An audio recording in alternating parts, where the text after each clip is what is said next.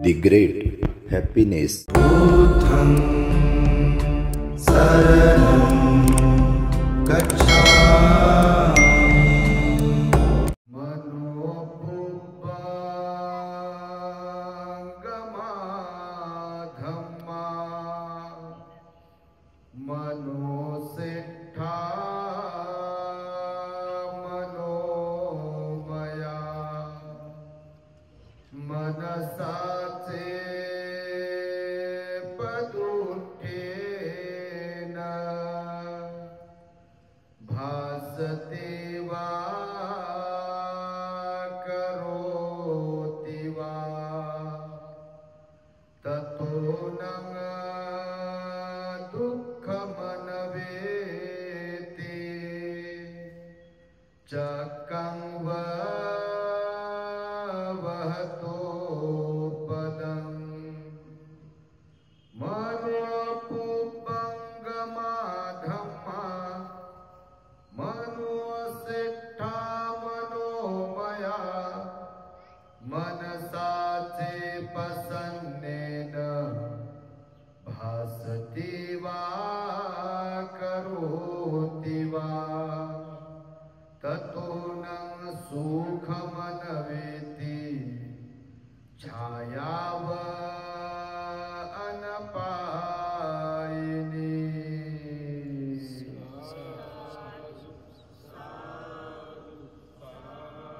संपूर्ण विश्वाला ज्यांनी सुख शांती मानवता तथा दुःख मुक्तीचा आर्य संदेश दिला असे ते दुःख मुक्तीचे मार्गदाता दुःख मुक्त महामानव महान कारुणिक तथागत भगवान सम्यक संबुद्ध तथागतांनी आपल्या शुद्ध प्रज्ञेतून निर्मिलेला सद्धम्म आणि त्याच सद्धम्माचा गेली 2500 वर्षांपासून सातत्याने अहोरात्र प्रचार आणि प्रसार करणारा पूजनीय भिक्खू संघ या महान आणि सर्वश्रेष्ठ अशा त्रिरत्नांना प्रथमतः त्रिवार अभिवादन करतो. ज्यांच्या महान आणि असीम त्याग प्रभावामुळे आपल्याला जो हा अनमोल असा बुद्ध धम्म लाभला आणि ज्यांच्यामुळे आपल्याला हे एवढे मोठे वैभव प्राप्त झाले असे महान युग प्रवर्तक भारतीय राज्यघटनेचे शिल्पकार परमपूज्य बोधिसत्व डॉक्टर बाबासाहेब आंबेडकर या महामानवाच्या महान अशा धम्मक्रांतीमध्ये संपूर्ण जीवनाला समर्पित करून आज या महान मंगलमय दिनी आपल्या बीड शहरातील तुलसी इंग्लिश स्कूल बीड तालुका जिल्हा बीड या ठिकाणी माता रमाई आंबेडकर यांच्या जयंतीचे औचित्य साधून प्रियदर्शी धम्मसंस्कार शिक्षण संस्था व नालंदा फाउंडेशन बीड यांच्या वतीने जाहीर धम्मदेसनेचे आयोजन करण्यात आलेले आहे.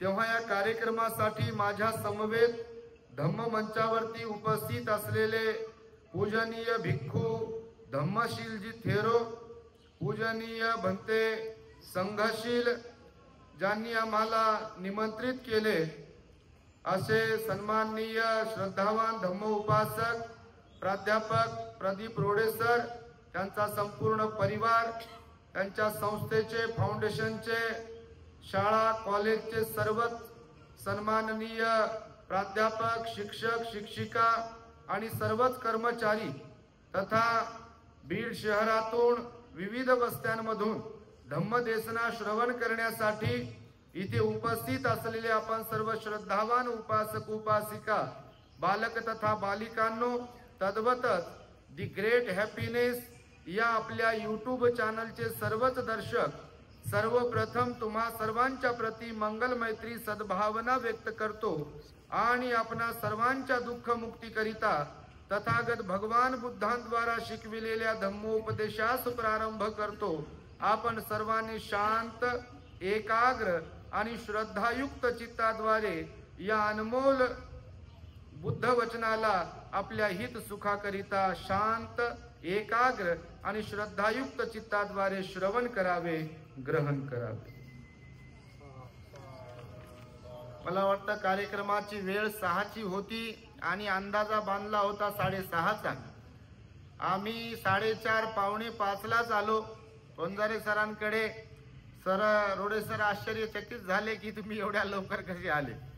का आम्हाला वाटलं बा लवकर प्रवचन देऊन लवकर निघून जाऊ, कारण औरंगाबादला पोहोचायचं आहे. तर त्यामुळे आम्ही तुम्हा सर्वांच्या अगोदर आलो होतो, पण तब्बल मला वाटतं JCBनं 2 तास आम्हाला थांबवले. वाट पाहून पाहून आम्ही थकलो आणि आता 9 वाजून गेले. आता 9 वाजले आणि आमच्याकडे माईक आला. आम्ही बसलो तुमच्याकडे पाहत भंतेजींचं प्रवचन ऐकत. या ठिकाणी पुन्हा एकदा मी आलो. जिथे आल्यानंतर आम्हाला दिसते आहे तुलसी कॉलेज ऑफ फॅशन डिझाईन आणि तुलसी इंग्लिश स्कूल. मला इथेच प्रवचन झालं होतं मागच्या वेळेला सुद्धा. भूमिपूजन झालं होतं तुलसी कॉलेजचं. काय तेच फॅशन कॉलेज. पुढली बिल्डिंग पूर्ण होत आली असेल. 6 मजली बिल्डिंग पूर्ण झाली. आणि पुन्हा एकदा इथे सरांनी आम्हाला बोलावलं. हे दान पेट्या दिल्या तुम्हाला, त्याला नंबर दिले, तुमच्याकडून अपेक्षा व्यक्त केली. डब्याला नंबर दिले 1, 2. मी म्हटलं बा 1 नंबरवाल्याने 1 लाख रुपये, 2 नंबरवाल्याने 2 लाख रुपये. असे डबे यांना विचारलं किती जमा केले, म्हणजे दिले. हे म्हणे बा 25 डबे दिले. तर मी म्हटलं 25वा डब्बा ज्यांच्याकडे आहे ते 25 लाख देईल तुम्हाला. तुमचा प्रोजेक्ट पूर्ण लवकरच होईल. आणि त्यामुळे हा उपक्रम रोडे सरांनी सुरू केला. त्यांच्या सुपीक मेंदूतून ही संकल्पना त्यांनी साकारण्याचा प्रयत्न केला. तेव्हा रोडे सरांसाठी एकदा प्रचंड टाळ्या वाजून आपण त्यांचं अभिनंदन केलं पाहिजे. बघा, खरं तर माता रमाईच्या जयंतीचं औचित्य साधून आपण या कार्यक्रमाचं आयोजन केलंय. माता रमाईची जयंती खरं तर कालच झाली आणि सर्वत्र आता रमाई जयंती साजरी होते आहे. बाबासाहेबांची जयंती तर जगभर साजरी होते. रमाईची जयंती काही साजरी होत नव्हती, पण गेल्या काही वर्षांपासून लोक साजरी करीत आहेत वेगवेगळ्या प्रकारे. आम्ही पण ती काल दिवसभर साजरी केली आणि आज आपल्याकडे साजरी करण्याचा, धम्मदेसना देण्याचा योग आला. बघा, माता रमाईचं जीवन असो की सगळ्याच महापुरुषांचं जीवन असो, हे मोठं त्यागमय आहे. माता रमाईच्या जीवनाबद्दल जर आपण विचार केला, त्यांच्या पूर्ण जीवन कार्यावरती प्रकाश टाकण्याचा प्रयत्न केला, तर माता रमाईचं दुसरं नाव जर आपण एका तत्वज्ञानाच्या माध्यमातून सांगण्याचा प्रयत्न केला तर त्याग, समर्पण आणि परोपकार म्हणजे हे रमाईचं दुसरं नाव आहे. जर कोणी म्हणत असेल त्याग म्हणजे काय किंवा समर्पण म्हणजे काय आणि परोपकार म्हणजे काय असं मला जर कोणी विचारलं तर मी त्यांना सांगेल त्याग, समर्पण आणि परोपकार म्हणजे फक्त आणि फक्त माता रमाई आहे. आणि त्यामुळे त्या रमाईचा प्रचंड त्याग होता. बाबासाहेबांना उभं करण्यामध्ये, बाबासाहेबांना खरं तर घडविण्यामध्ये, तशी तर आईच घडवते, पण बाबासाहेबांना समाजाला देण्यासाठी, बाबासाहेबांनी समाजासाठी पूर्ण वेळ देण्यासाठी, आपली बुद्धी खर्च करण्यासाठी सर्वात मोठा सिंहाचा वाटा जर कुणाचा असेल तर तो म्हणजे फक्त माता रमाईचा आहे. आणि त्यामुळे रमाईचे अनंत उपकार आहेत. यदा कदाचित रमाई जर बाबासाहेबांची सावली नसत्या, रमाई जर बाबासाहेबांच्या आयुष्यामध्ये आल्या नसत्या तर होऊ शकते असं की बाबासाहेब आपल्याला भेटले नसते. कारण घर घरात नसेल, ज्यांचं घरच घरात नसेल, भगवंताने तशा तर पती पत्नीच्या 4 जोड्या शिकवल्या. आपल्या चॅनलवरती अनेकदा प्रवचन दिले आम्ही. त्यापैकी 4थी जोडी सांगितली भगवंताने. एक सर्व विस्ताराने सांगत नाही मी. सर्वोत्तम जोडी कोणती, असा भगवंताला पती पत्नीची सर्वोत्तम जोडी जेव्हा विचारणा केली तेव्हा भगवान बुद्ध म्हणाले, पती पण सदाचारी जिथे असेल आणि पत्नी पण सदाचारिणी असेल, असे पती आणि पत्नी दोघे ज्या घरामध्ये सदाचारिणी असतील त्याच कुटुंबाची, त्याच पती पत्नीची जोडी सर्वोत्तम आहे. आणि मला वाटतं बाबासाहेब आणि रमाईच्या संदर्भामध्ये भगवान बुद्धांनी ज्या पती पत्नीच्या जोड्या सांगितल्या त्यापैकी जे सर्वोत्तम पती पत्नी म्हणून भगवंताने सांगितलंय त्यामध्ये माता रमाई आणि बोधिसत्व डॉक्टर बाबासाहेब आंबेडकर येतात. आणि म्हणूनच ते दुसऱ्यांसाठी काम करू शकले. बघा, मानवी जीवन जे आहे ते फार सुंदर आहे, परंतु सुंदर तेव्हा होईल जेव्हा आपण स्वतःसह इतरांसाठी जगू.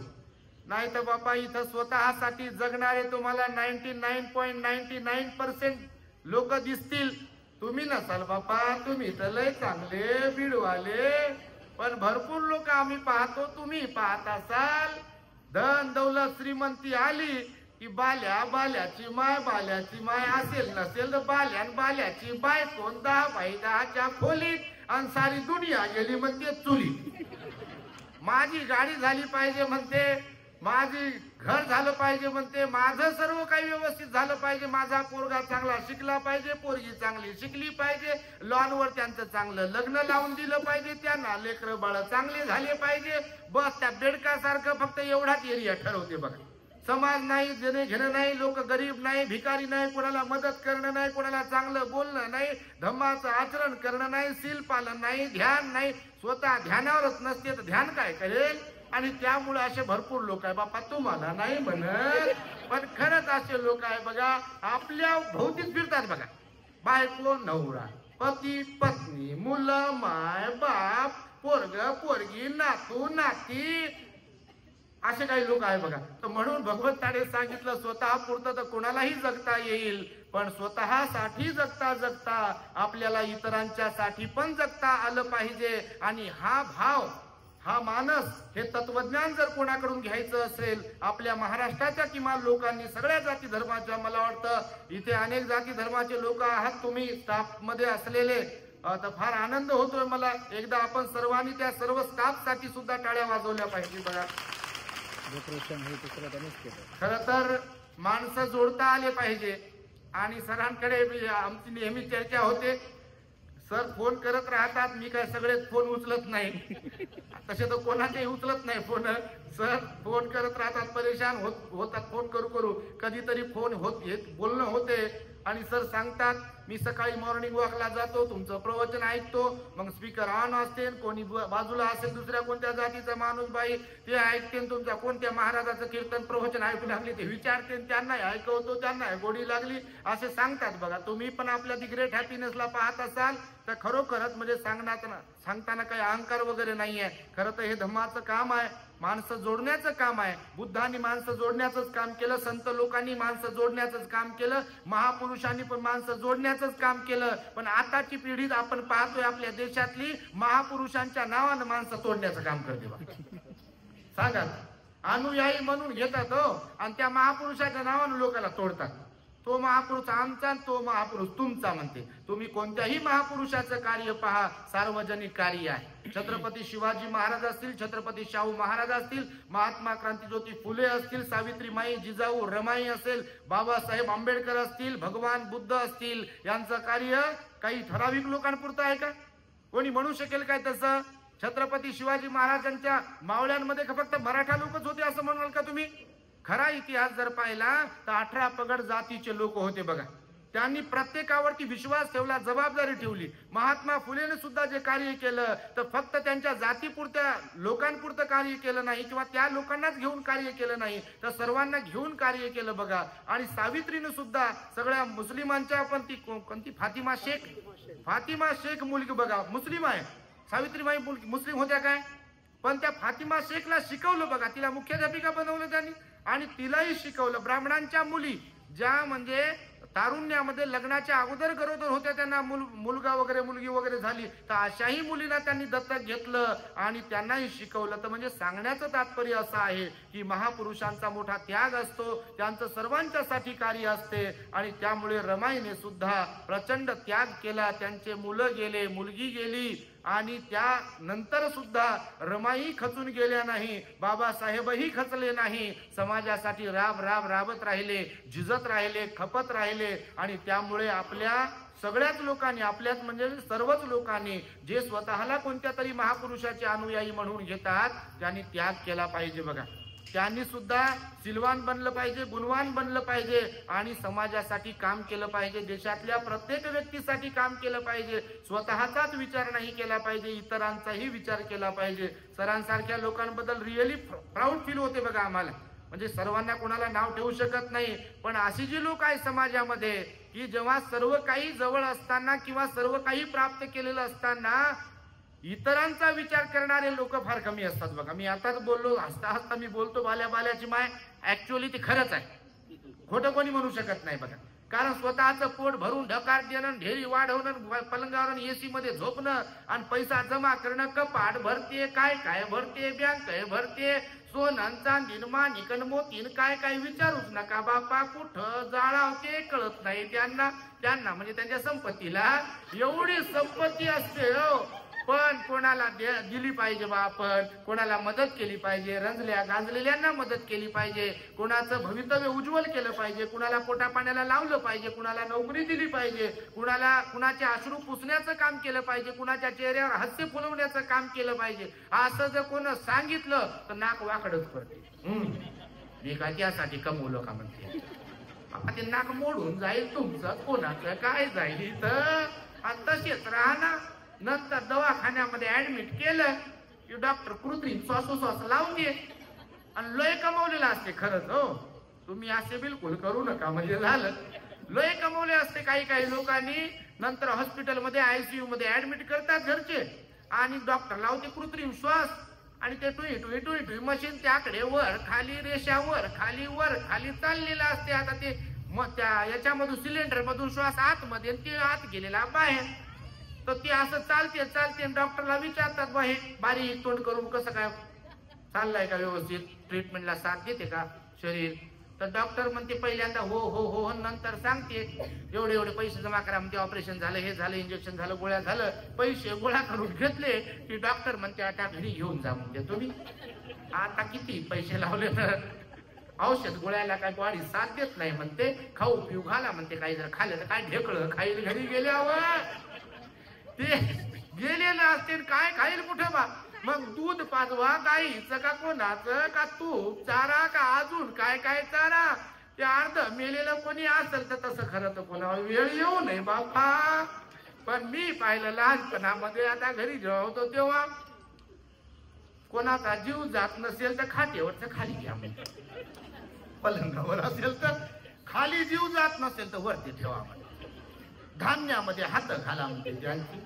पोट गळ्या हातात द्या म्हणते त्यांच्या. कानातलं नाकातलं गळ्यातलं कुठलं कुठलं काही काढून द्या म्हणते. तिजोरीच्या चाब्या द्या. कोरीच्या हातानं काय ते दूध पाजवा, पाणी पाजवा. आणि हे बोलतय नाही, हसतय नाही, डुलतय नाही, काहीच नाही. संपत्ती गडगंज कमवलेली असते आणि स्वतःसाठी ती संपत्ती तिथं कामाला येत नाही. ही हकीकत जीवनाची आहे तुम्हाला सांगतो.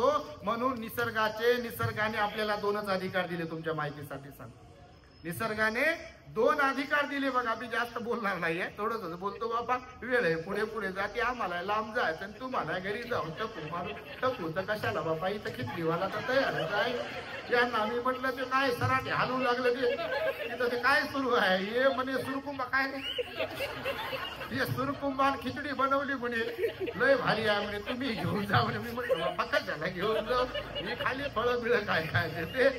तर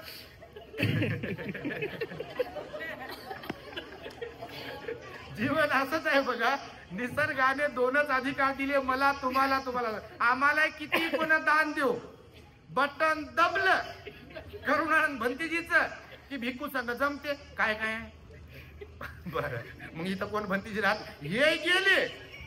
तुम्हाला सांगतो बा, असं खरंच समजू नका की हे लयच कमवलंय काय काय. यांचं बटन दबलं की भिक्खू संघ जमते. आता तिथं कोण शिवणीला राहिलं तर ठरवते. तुम्ही ठरवू शकत नाही. तुमच्या माहितीसाठी सांगतो, कारण जे विहार भिक्खू राहतात त्या विहारामध्ये तर तुम्ही काय ठरवा, ते भिक्खू संघ ठरवते इथं कोण राहणार आहेत. कारण तुम्ही थोडी येऊन राहणार तिथं राहू शकता का. हे म्हणजे कसं खरंच राहू शकत नाही कोण. बोलणं लय सोपं आहे भगवान बुद्धावर, बाबासाहेबावर, त्या गावात भिक्खूवर, पण तिथं जाणं हे लय अवघड आहे. आणि त्यामुळे तुम्हाला सांगतो, आमचं जरी बटन दबलं तर सोबत काही घेऊन जाता येत नाही. निसर्गाने दोनच अधिकार दिले तुम्हाला मला प्रत्येकाला. एक तर सोडून जा, नाही तर देऊन जा. घेऊन जाण्याची व्यवस्था निसर्गाने ठेवली नाही, हे मला तुम्हाला सांगायचं आहे. बघा आहे का व्यवस्था. कोणी असो, घेऊन जाण्याची व्यवस्था. मीच सोनं केलंय, मीच जमीन कमवली, मीच काय काय केलंय, मीच शिकवलंय, आणि बायको मीच केली, नवरा मीच केलाय, आणि घेऊन जातो म्हणल्यावर जाते का. रडणारे बापा सरणापर्यंत गौरू गौरू रडतात. कोणाच्या रडण्याची निंदा नाही करायची मला. प्रेम काय असते ते भगवान बुद्धाने शिकवलं. खरं प्रेम कोणाचं कोणावर असते ते. आणि त्यामुळे सरणापर्यंत लय रडतात. पण खरंच असं कोणी म्हणत नाही माझी आई मला लय प्रिय होती आणि मी जातो सो. बायकोला म्हणत असेल आणि बायको नवऱ्याला म्हणत असेल बाबा आपल्या दोघांचं लय प्रेम आहे. मी म्हणतो जर खरंच आहे तर सरणावर कशी उडी घेत नसतील कोणी. ते टेंबा पेटवला आणि तिथं लावला ते दुरूनच वेळे मारते असे आणि बाकीचे जवळच राहतात बाजूला आणि लगेच बाजूला होते. खरं तर त्यांच्यात मनात राहते बाजूला व्हावं म्हणून की तर कोण थांबेल. कोणी थांबत नाही बघा. आणि गेल्यावर लोक म्हणतात उचला आता. बघा तुम्ही कोणी जाओ कोणी म्हणत नाही. लय प्रिय होते लय कमवलं लय मरमर केली. बंगला त्यांनीच कमवलाय गाड्या त्यांनीच कमवल्या सगळं त्यांनीच कमवलंय आणि 2-4 दिवस ठेवतो. तुम्ही 2-4 दिवसानं या नंतर अंतिम संस्कार करू असं म्हणेल का कोणी. तुम्ही डोळे बंद करून विचारता करा आपण गेल्यावर म्हणेल का असं करतं काय ढेकळाचं म्हणेल का झाला. बापा मी तर म्हणतो जे म्हातारे झालेले असतात त्यांना कळत असेल नेमकं काय आहे प्रेम ते. आपलंच घर आपल्या चाब्या आपलं सगळं काही असून देखील म्हणते बाहेर जाणार तुम्ही. तिथं काय बसले विहारात जाना मंदिरात जाना कुठं काय जायचं कोणत्याही जाती धर्माचे असो. आणि त्यामुळे घरात थांबू नको म्हणते. काही काही घरात लेकरू घेऊ देत नाही. कोणता आजार झाला असेल घेऊ देते का बिलकुल नाही बघा. आणि त्यामुळे निसर्गाचा जो नियम आहे एक तर निसर्ग काय सांगतो एक तर सोडून जावं लागते इच्छा असो नसो. बघा तुम्ही कारण काही काहींची बिलकुलच इच्छा नसते. ती जोरीच्या त्या माझ्याच हातात राहिल्या पाहिजे म्हणते. कारभारी मीच राहिलो पाहिजे म्हणते. दुसरं कोणी कारभारी झालं नाही पाहिजे. पोराला तर काही कळतच नाही म्हणते. सुनबाई तर बापा विचारूच नका म्हणून कारभारी मीच असलो पाहिजे म्हणते. आता मीच मीच मीच म्हणणारे पण बटन दबणार नाही का. आणि बटन दबल्या दबल्या काय होते कार्यक्रम झाला दहाव्याचा पुण्यानुमोदनाचा की पाहुणे रावणे जमतात. 2-4 लेकरं असतील. किती जमीन येते कोणाच्या वाट्याला प्रॉपर्टी किती येते ते पाहतात. एकमेकाला वाटून देतात. फोटोला 20 रुपयाचा हार घातला की भिंतीला लावला की विषय संपला. कुठं गेले तर माहित नाही. काय घेऊन आले ते माहित नाही. खाली हात आया है खाली हात जाएगा. तू लाख हिफाजत कर ले तू लाख करे रखवाली उड़ जाएगा एक दिन पंछी रहेगा पिंजरा खाली. कोणी असो पिंजरा खालीच राहणार आहे. तुमच्या माहितीसाठी सांगतो म्हणून भगवान बुद्धाने सांगितलं माझं माझं मी मी असा चिपकाव कोणत्याही वास्तूच्या बाबतीमध्ये बरा नाही. बिलकुल चिपकाव लगाव हा जास्त एक्स्ट्रा वाला जो आहे तो चांगला नसतो. कारण आपण सोडून जाणाऱ्यांपैकी आहोत. आणि भगवान बुद्ध म्हणाले की आपण जर सोडून जाणाऱ्यांपैकी आहोत प्रत्येक जण तर सोडून जाण्याच्या अगोदर तुम्हाला जर पुण्य कमवायचं आहे ना तर तुम्ही देऊन जाणाऱ्यांपैकी असले पाहिजे. आणि तुम्हा प्रत्येकाला मी सांगतोय इथे तुम्ही मायबाप आहात. खरंच संपत्ती असल्यानंतर तुम्ही सोडून जाणाऱ्यांपैकी बनू नका. कारण पुण्य वाट्याला येते म्हणाले भगवान बुद्ध. संकट काळी दुःखामध्ये भगवंताचं वचन आहे जर कोण धावून येत असेल तर आपले पुण्य कर्म कुशल कर्म धावून येतात. आणि त्यामुळे आपण देऊन जाणाऱ्यांपैकी असलो पाहिजे. जिथे जिथे जे जे देता येईल तुम्हाला सांगतो.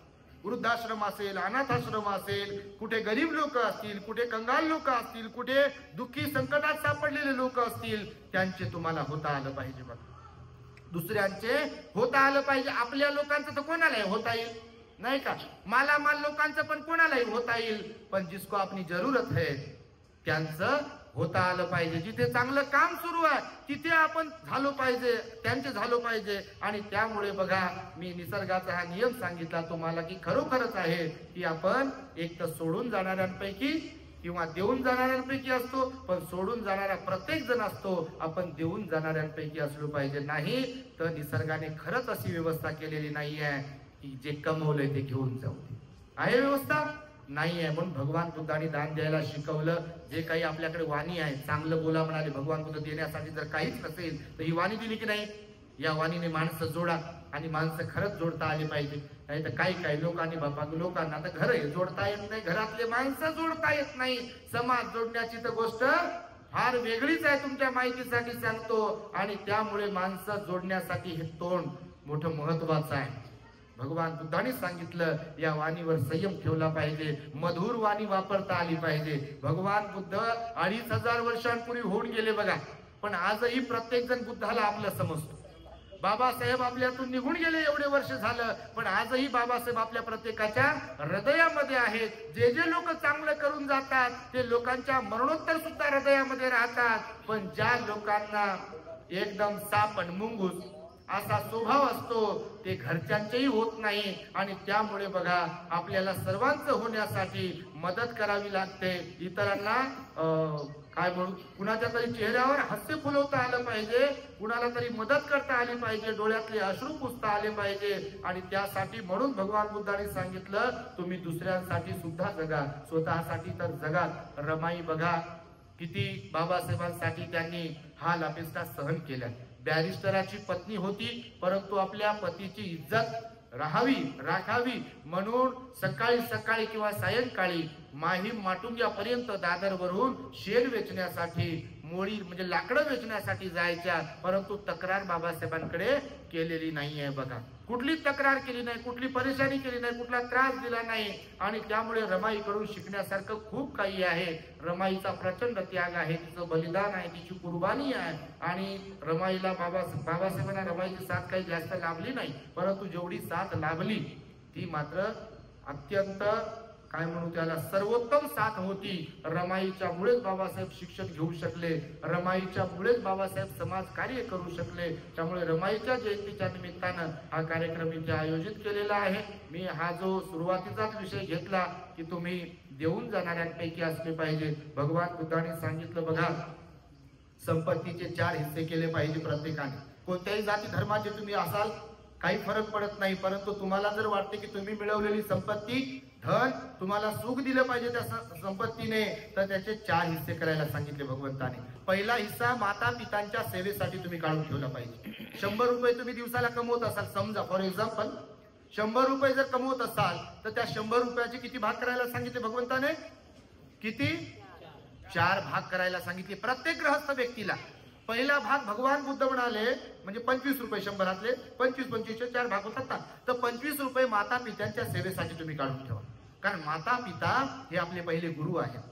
त्यांनी आपल्याला जन्माला घातलं, 9 महिने 9 दिवस एक आई आपल्या बाळाला आपल्या उदरामध्ये ठेवते. त्या दरम्यान होणाऱ्या वेदना ह्या तिलाच माहीत असतात. जेव्हा बाळाला जन्माला घालते तेव्हा तिचा पुनर्जन्म होतो. एवढा त्रास, एवढ्या भयंकर वेदना, आणि तेही त्या बाळाच्या तब्येतीसाठी काय खायचंय काय नाही खायचंय वगैरे वगैरे जे काही आहे ती ते सगळं सोचते. त्या बाळाला जन्माला घालते आणि चालायला बोलायला कोण शिकवते? माता पिता शिकवतात. उभं राहायला कोण शिकवते? माता पिता शिकवतात. खायला कोण शिकवते? चावायचं कसं, कसं काय खायचं, कसं गिळायचं, कपडे कसे घालायचे, बोलायचं कसं, हे सगळं काही बाळकडू माता पित्याकडून प्राप्त होते. म्हणून भगवान बुद्धांनी सांगितलं बघा की 1 भाग संपत्तीचा माता पित्याच्या सेवेसाठी काढून ठेवला पाहिजे. जर तुमचे माता पिता मरण पावले असतील, जर नाहीये माता पिता तुम्हाला, तर भगवान बुद्धांनी हेही सांगितलं मरणोत्तर माता पित्यांच्या स्मृती प्रित्यर्थ त्यांच्या सुगतीकरिता तुम्ही दान पुण्य केलं पाहिजे. तुम्ही काही लोकांकडे पहा, आई जरी गेलेली असेल त्या आईच्या स्मृती प्रित्यर्थ नेहमी नेहमी दान देत असतात बघा. दान दिलं पाहिजे, ते वाया नाही जाणार, कारण त्यांचा हिस्सा आहे ना. आई वडिलांमुळे आपण असतो ना. तर भगवान बुद्धांनी सांगितलं आई वडील समजा जरी मृत्युमुखी पडले असतील तरी त्यांच्या स्मृती प्रित्यर्थ तुम्ही लोकांना कपडे दान द्या, भोजन दान द्या, पैशांचं दान द्या, वस्तूचं दान द्या. पण आई वडिलांच्या ऋणातून तरीही तुम्ही मुक्त होऊ शकत नाही. पण त्यांनी केलेल्या अनंत उपकारांची जाणीव ठेवून तुम्ही 1 हिस्सा आई वडिलांच्या सेवेसाठी काढून ठेवला पाहिजे. दुसरा हिस्सा जो आहे तो मुलं बाळ बायको जे काही आहे संसार प्रपंच तुमचा चालवण्यासाठी दुसरा हिस्सा काढून ठेवला पाहिजे. कारण मुलं बाळ उपाशी नाही राहिले पाहिजे. बायको लेकरं तुमचे जे काही आहे त्यांना कपडा लत्ता आहे, शिक्षण आहे, खाणं पिणं आहे, ह्याच्यासाठी पण ते लागेल ना. ते भगवंताने सांगितलं 2500 वर्षांपूर्वी की दुसरा हिस्सा तुमचं कुटुंब चालवण्यासाठी तुम्ही काढून ठेवला पाहिजे. तिसरा हिस्साच्या बाबतीत भगवान बुद्धांनी सांगितलं तुम्ही जमापुंजी करून ठेवली पाहिजे. इन्व्हेस्टमेंट ज्याला आपण आता इंग्रजी भाषेमध्ये काय म्हणतो, इन्व्हेस्टमेंट म्हणजे बँकेमध्ये जमा करून ठेवले पाहिजे काही पैसे. तिसरा हिस्सा जो सांगितला कशासाठी, तर उद्या एखादं संकट आलं, कोणता आजार आला तुम्हाला किंवा कुणाला तरी जवळ आप्तमित्र आहेत, नातेवाईक आहेत, त्यांना काही देणं लागलं इमर्जन्सी अर्जंटली, तर त्यांना देऊ शकलो पाहिजे आपण. तर म्हणून तिसरा हिस्सा इन्व्हेस्टमेंटसाठी सांगितला भगवंताने आणि चौथा हिस्सा आपण कमवतोय त्याचा दान पुण्यासाठी सांगितलं. बघा, अनाथ पिंडकाला हा उपदेश दिला भगवान बुद्धांनी रोडे सर. आणि त्यामुळे 4 हिस्से आपल्या संपत्तीचे आपण केले पाहिजे. भगवान म्हणाले की ज्या कुटुंबामध्ये संपत्तीचे असे 4 हिस्से होतील त्या कुटुंबामध्ये कधीही दुःख दारिद्र्य येणार नाही. त्या परिवारामध्ये नेहमी सदैव आनंद राहील. कारण माता पिता जर आनंदी असतील, प्रसन्न असतील, तर त्या घरामध्ये सुख शांती नांदेल. बाकी सगळं काही असेल, पण ज्या घरातले माता पिता दुःखी असतील, अपमानित होत असतील, किंवा ज्या घरामध्ये मूल बाळ बायको यांचा व्यवस्थित सांभाळ केला जात नसेल, सर्वांना परेशान केल्या जात असेल, शिवीगाळ दिल्या जात असेल, मारझोड केल्या जात असेल, किंवा आलेला पैसा दारूमध्ये किंवा नको नको त्या गोष्टीमध्ये खाण्यापिण्यामध्ये उद्ध्वस्त केल्या जात असेल, इन्व्हेस्ट केल्या जात नसेल, आणि ज्या घरातून दान पुण्य केल्या जात नसेल, तर भगवान बुद्ध म्हणाले त्या घरात कधीही सुख शांती नांदू शकत नाही. आणि त्यामुळे तुम्हाला या प्रवचनाच्या माध्यमातून मी सांगतोय की कमाईचे तुमच्या संपत्तीचे 4 हिस्से तुम्ही करू शकले पाहिजे. कारण जीवन हे अनमोल आहे. फक्त स्वतःसाठी आपण जगलो नाही पाहिजे, तर इतरांसाठी पण जगलो पाहिजे, असा याचा अर्थ आहे. कारण जीवन क्षणभंगूर आहे. बघा, शॉर्ट मध्ये तुम्हाला सांगतो, नेहमी दृष्टांत सांगतो. सरांनी आम्हाला इथे बोलावलं पण वेळ भरपूर झालेला आहे, तर एक दृष्टांत सांगतो तुम्हाला. मी नेहमी दृष्टांत सांगतो, तुम्ही ऐकले असेल. द ग्रेट हॅपीनेस चॅनलवर ते प्रवचन कोण कोण ऐकता येते? अरे वा वा वा, एकदा टाळ्या वाजवा सर्वांच्यासाठी. Very good. तुम्ही कोणत्याही जाती धर्माचे जरी असाल तर आपल्या चॅनलवरचे प्रवचन ऐका. विशेषत्वाने कौटुंबिक जीवनाबद्दल किंवा व्यवहारिक जीवनाबद्दल भगवान बुद्धांनी 2500 वर्षांपूर्वी दिलेले उपदेश आम्ही सांगण्याचा प्रयत्न करत असतो. आणि त्यातून भरपूर लोकांमध्ये खरंच परिवर्तन होत आहे. म्हणजे आम्ही पाठ थोपटून घेत नाही, परंतु जे लोक आमच्या संपर्कात असतील, कधी कधी स्टेटसला ठेवतो किंवा कधी कधी लोक कमेंट्स करतात, सगळ्यांच्याच काय वाचता येत नाहीत बघा, परंतु अनेक लोक रोज फोन करून सांगतात सगळ्या जाती धर्माची विशेषता. कोणी महाराज म्हणते, कोणी भंतेजी म्हणते, कोणी बाबा म्हणते, काही म्हणा बाबा, काही फरक पडत नाही. भगवान बुद्ध म्हणाले पण तुमचे गुण जर कोणी घेत असेल, तुमच्या चांगल्या गोष्टी जर कोण घेत असेल, तर ही खरं तर तुमची स्वतःची काय म्हणू त्याला मोठी उपलब्धी आहे जीवनामध्ये. आपल्याकडून जर कोणी चांगल्या गोष्टी घेत असेल, नाही तर वाईट गोष्टी घ्यायचा तर विषयच नाही बाबा. भगवान बुद्ध म्हणाले चांगल्या लोकांचा आदर्श घेतला पाहिजे. रोज कितीतरी लोकांचा फोन येते, भंतेजी प्रवचन ऐकून ऐकून तंबाखू सोडला कोणतरी, कोणी म्हणते दारू सोडली, कोणी नवरा बायको म्हणतात भांडणं लय होते, ध्यानावरच नव्हते, कोण ध्यानावर नव्हतं, आता ध्यानावर आले. हा बदल होतोय बघा.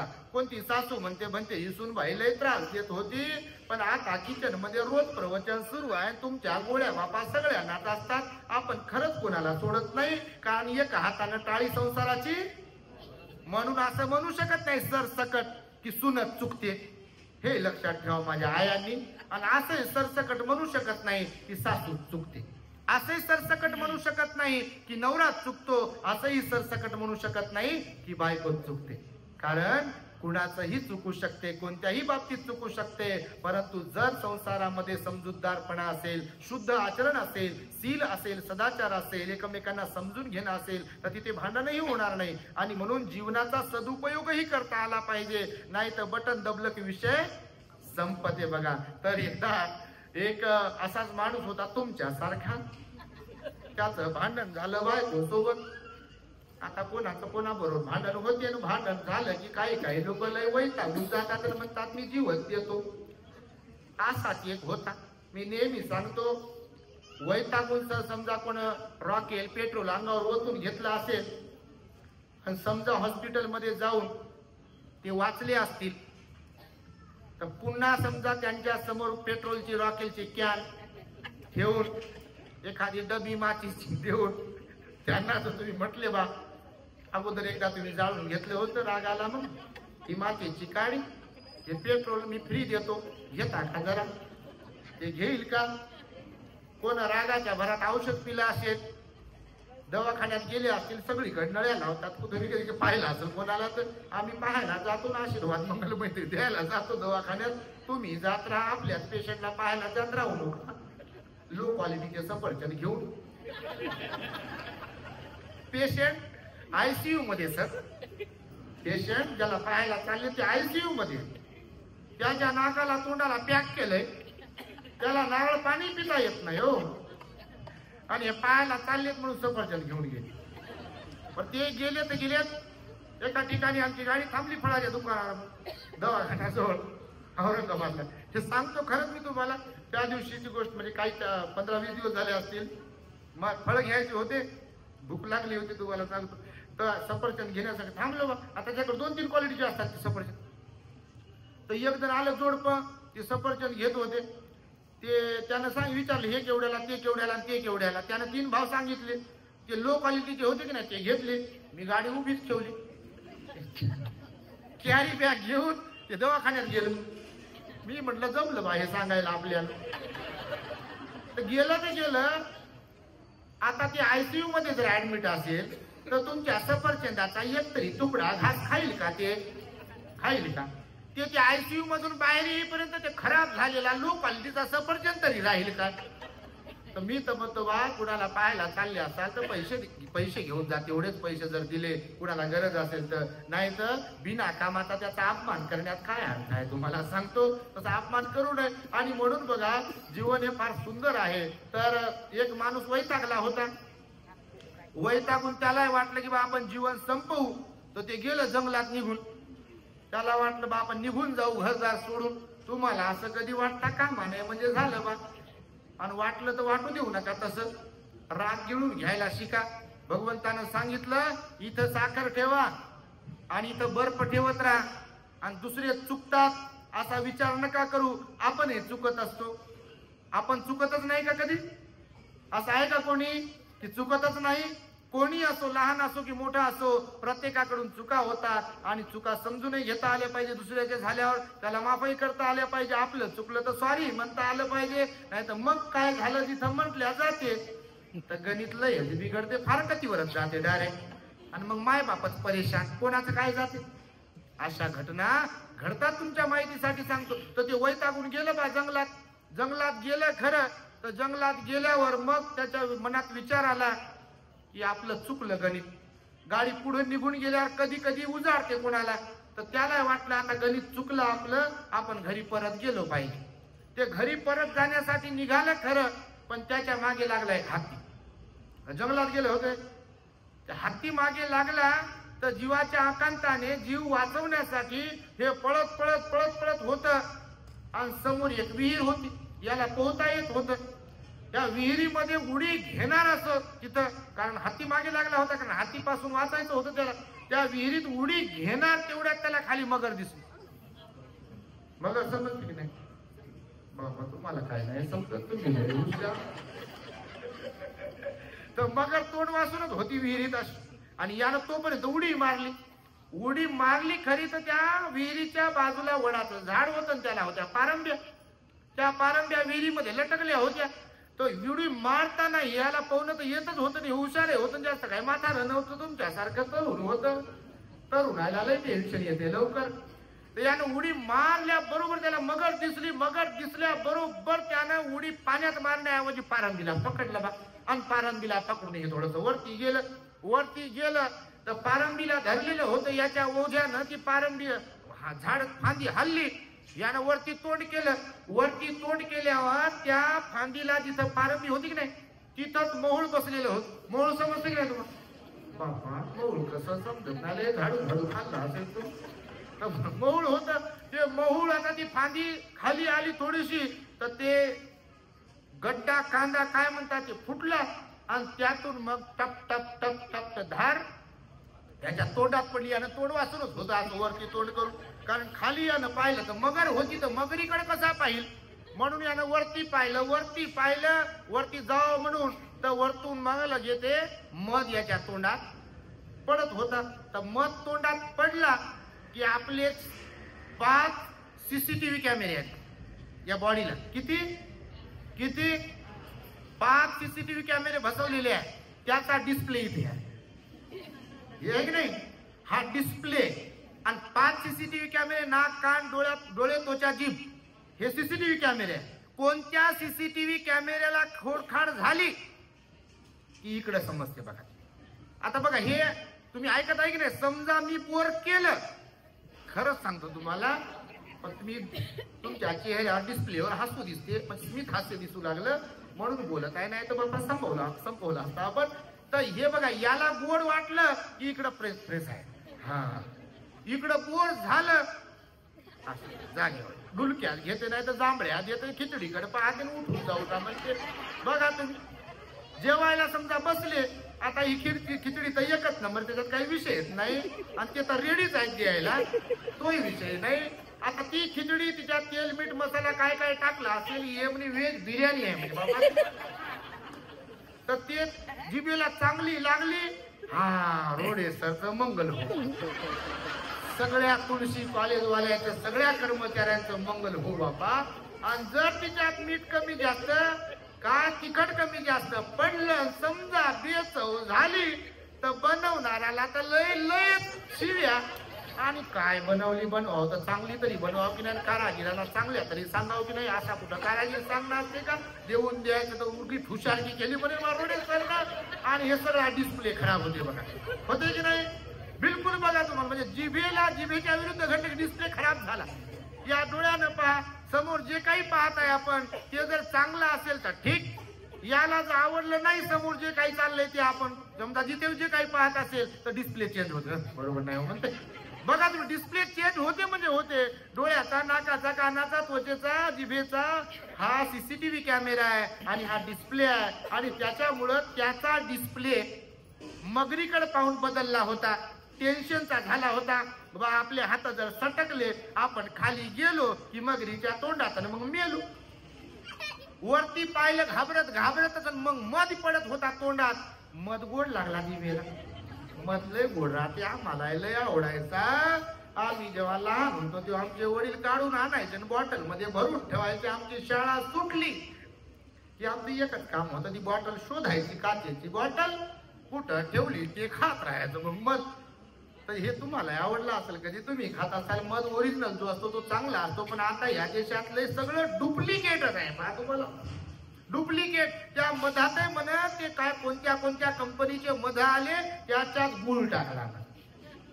बापा काय सांगा, माणसं डुप्लिकेट आणि सगळे काम डुप्लिकेट. माणसांना मारायला बसले बघा. भाजी मार्केटमध्ये सुद्धा हिरवागार भाजीपाला राहावा म्हणून काय मारते म्हणे त्याला, केमिकल वगैरे नाही का भरपूर. ते केळी रात्रीतून पिकवते बघा केमिकल मध्ये टाकून. तर हे सगळं जे काही आहे त्यानं वरती पाहिलं, त्याच्या तोंडात मध पडला. तोंडात मध पडला की मगरीला विसरला आणि त्या मधाकडे लक्ष गेलं. त्याचं मधाकडे लक्ष गेलं खरं की मग मध खात जिभेनं चाटत त्यानं पुन्हा वरती पाहिलं, तर वरती जिथून ती पारंबी खाली आली होती की नाही, तर त्या पारंबीला बघा उजव्या साईडला पांढरा उंदीर कुरतडत होता आणि डाव्या साईडला काळा उंदीर कुरतडत होता. पुन्हा त्याला टेन्शन आलं की या उंदरांनी जर ती पारंबी कुरतडली तर आपली काही खैर नाही, आपण मरतो. आणि त्यामुळे पुन्हा त्याला टेन्शन आलं. आणि त्यानंतर बघा त्या गुरुजीनं आपल्या शिष्याला ही गोष्ट सांगितली, तर ती गोष्ट संपवली. मग गुरुजींनी त्या शिष्याने गुरुजीला विचारलं की तुला काय समजलं. गुरुजींनी शिष्याला विचारलं तुला काय समजलं. तेव्हा त्या शिष्याने सांगितलं की मला काही समजलं नाही, तुम्हीच सांगा. तर तो शिष्य गुरुजी म्हणाले की मध जे आहे ते जीवन आहे, हत्ती जो आहे तो काळ आहे, मगर जी आहे तो मृत्यू आहे, आणि काळा उंदीर म्हणजे रात्र आहे आणि पांढरा उंदीर म्हणजे दिवस आहे. दोन्ही काळा आणि पांढरा उंदीर ती पारंबी कुरतडत आहेत. तसंच आपलं जीवन आहे. रोज आणि रोज जन्मगावावरून आपण मरण गावला चाललेलो आहोत. आणि त्यामुळे बघा मला हे सांगायचं आहे की जीवन सुंदर आहे, परंतु हे सुंदर जीवन आपल्याला बनवता आलं पाहिजे. त्यासाठी इतरांचा विचार करू शकलो पाहिजे. स्वतः सह जगता इतरांच्यासाठी पण जगलो पाहिजे. यासाठी म्हणून हा छोटासा उपदेश तुम्हाला दिला. आपल्या रोडे सरांनी आम्हाला इथे बोलावलं. खरं तर 10 तारखेला आमच्या जन्मदिनाचं औचित्य साधून 10 फेब्रुवारी 2025 रोजी 2 पुस्तकांचं प्रकाशन आहे. आणि त्या पुस्तकांचं प्रकाशन होऊन जे बुद्ध पूजा पाठ नावाचं पुस्तक आहे त्या पुस्तकाचं मोफत वितरणही केल्या जाणार आहे.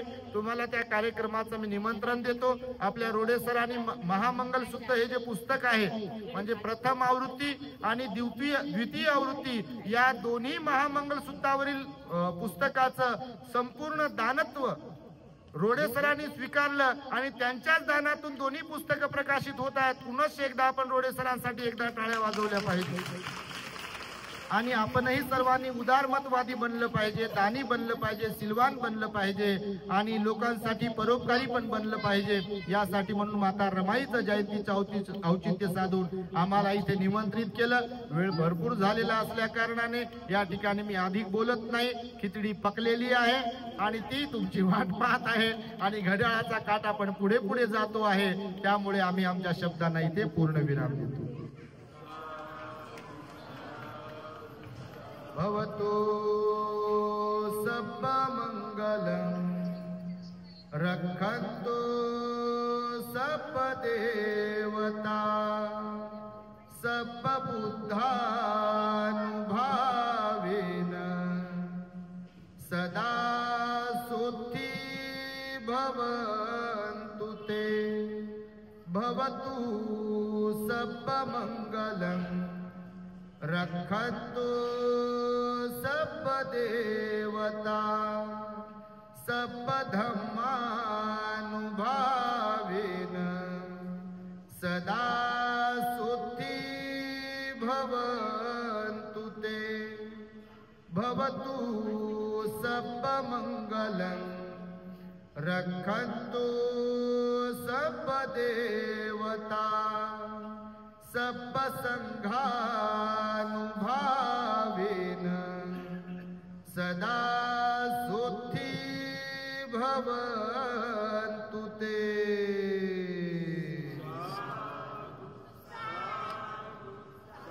बुद्धं नमामि धम्मं नमामि संघं नमामि. सूचना आहे सर्वांना. खरं तर बुद्ध बाबासाहेबांना अभिप्रेत असलेला आदर्श बौद्ध समाज निर्माण व्हावा हा आपला अजेंडा आहे, हा आपला शुद्ध हेतू आहे. आणि त्यामुळेच प्रत्येक कार्यक्रमातील धम्मदेसना आपल्या चॅनलवरती टाकत असतो. निश्चितपणे तुमच्यापैकी बरेच जण आपल्या दी ग्रेट हॅपीनेस चॅनलचे फॉलोअर्स आहात, सबस्क्रायबर आहात. एकदा सर्वांसाठी टाळ्या वाजवा तुम्ही. हे यासाठी सांगतो आहे की तुमच्यापैकी जे नवीन असतील तर त्यांनी आपल्या परिवारामध्ये टी व्हीला कनेक्ट करून किंवा मोबाईलमध्ये आपल्या परिवारामध्ये परिवर्तन व्हावं, मुलांवर धम्माचे संस्कार व्हावेत, बाबासाहेब त्यांना कळावेत. ही इच्छा ज्यांची कुणाची असेल किंवा घरामध्ये विस्कटलेली घडी ज्यांच्या कुणाची असेल आणि त्यांना वाटत असेल की ती घडी नीट व्हावी, घरामध्ये धम्ममय वातावरण खरंच निर्माण व्हावं, तर त्यांच्यासाठी उपयुक्त असलेलं आपलं दी ग्रेट हॅपीनेस चॅनल आहे. तर आपल्या चॅनलला तुमच्याकडे मोबाईल आहे, टी व्हीवरील किंवा मोबाईलवरील किंवा यूट्यूबवरील नको ते डोकं खराब करणाऱ्या मालिका, सिरियल, चित्रपट पाहण्यापेक्षा आणि मुलांनाही त्या माध्यमातून बिघडवण्यापेक्षा बुद्ध बाबासाहेबांना अभिप्रेत असलेले अनेक विषयांवरील प्रवचन आपल्या चॅनलवरती असतात. तर म्हणून मोबाईलमध्ये जाऊन यूट्यूबला आपल्या दी ग्रेट हॅपीनेसला तुम्ही सबस्क्राईब करावे, इतरांनाही सबस्क्राईब करण्यासाठी सांगावे आणि जी प्रवचनं असतात ती आपल्या नातेवाईक, आप्तेष्ट आणि व्हॉट्सअप ग्रुपवरील जेवढी लोक असतात त्यांना शेअर करत राहावीत, लाईक करावीत आणि कॉमेंट्स करत राहाव्यात, जेणेकरून बुद्ध धम्माचा प्रचार आणि प्रसार होईल. The Great Happiness. शरण